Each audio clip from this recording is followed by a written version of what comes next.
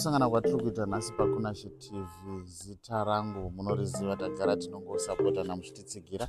Nhasi tiripo padare rachief senator Mutasa.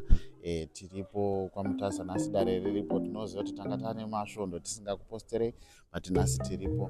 Muchange muchinzwa ndopamunodzidza, ndopatinobatsirika, ndopanorarama mhuri dzakawanda necommunity justice, traditional justice. Saka tiripo. Chaunofanira kungoita zuva ranhasi kulaika, kushare nekubaya ka notification button ako kuitira kuti pese patinoposta usambowanike uine chaunopotsa. Zvikuru kwazvo tinotenda nemacomments, but wedzerai macomments, ndo matinotsiurikawo isusu veTV tichigadzirisa mamune muchida kuti mugadzirisike.